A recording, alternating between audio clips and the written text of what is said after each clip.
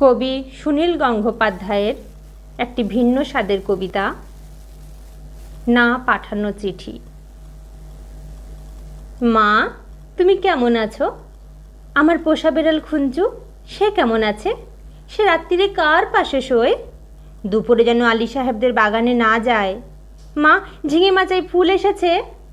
তুলিকে আমার ডুরে শাড়িটা পরতে বলো, আঁচলের ফেসোটা যেন সেলাই করে নেয়। তুলিকে কত মেরেছি, আর কোনো দিন মারব না। আমি ভালো আছি, আমার জন্য চিন্তা করো না। মা, তোমাদের ঘরের চালে নতুন খড় দিয়েছ? এবারে বৃষ্টি হয়েছে খুব।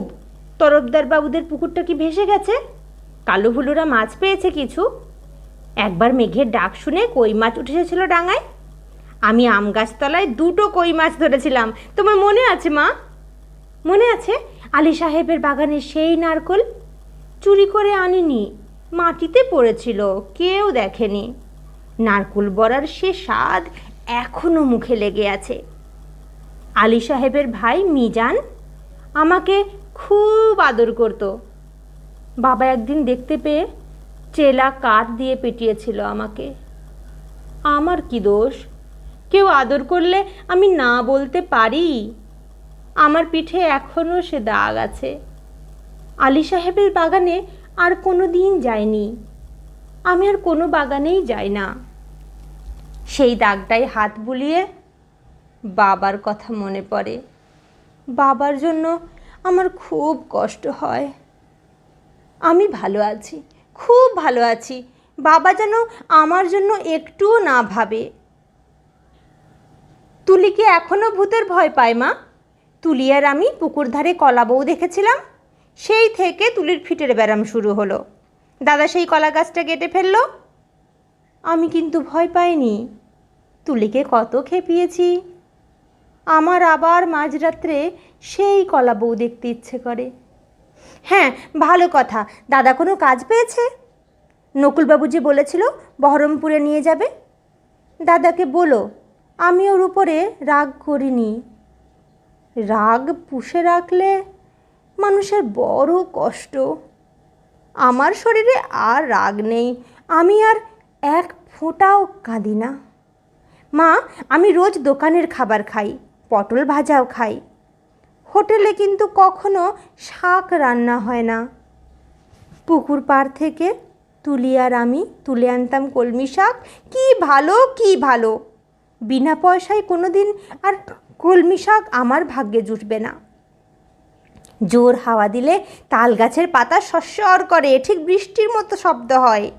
এই ভাদ্র মাসে তাল পাকে, ডিপ ডিপ করে তাল পড়ে।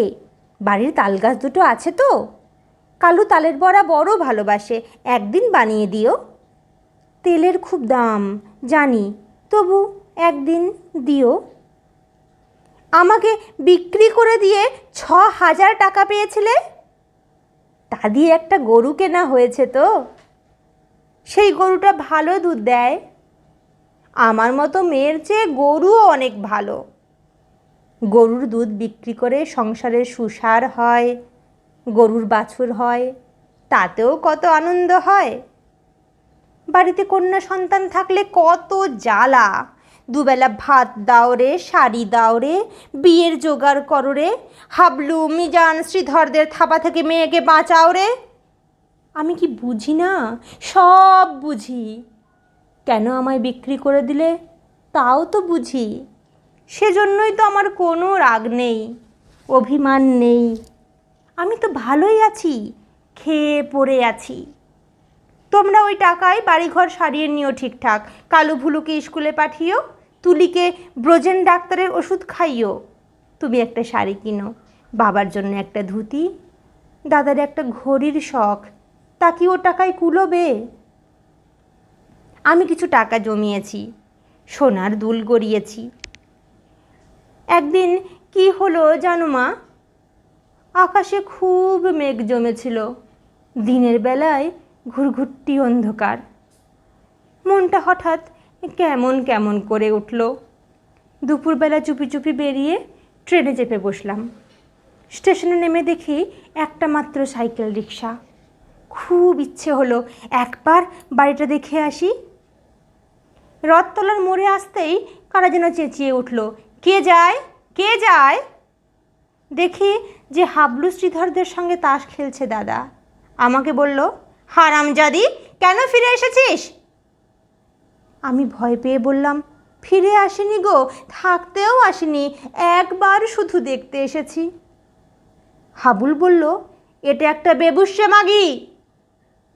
কি করে জানলো বলো তো? তা কি আমার গায়ে লেখা আছে?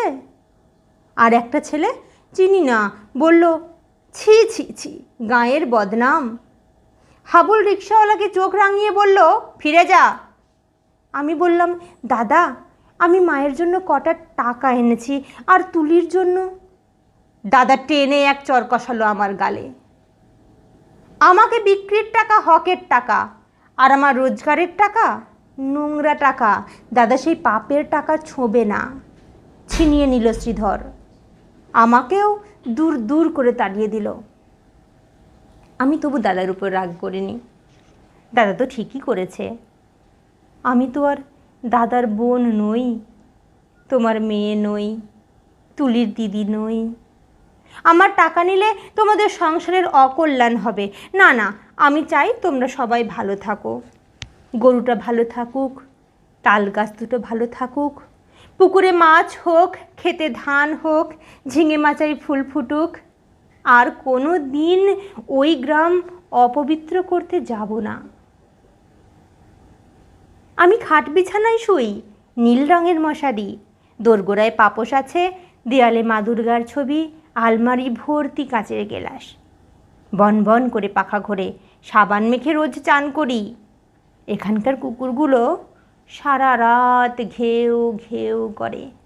তাহলেই বুঝছো কেমন আরামে আছি আমি। আমি আর তোমার মেয়ে নই, তবু তুমি আমার মা। তোমার আরও ছেলে মেয়ে আছে, আমি আর মা পাবো কোথায়? সেই জন্যই তোমাকে চিঠি লিখছি। মা, তোমার কাছে একটা খুব অনুরোধ আছে, তুলিকে একটু যত্ন করো। ও বেচারি বড় দুর্বল।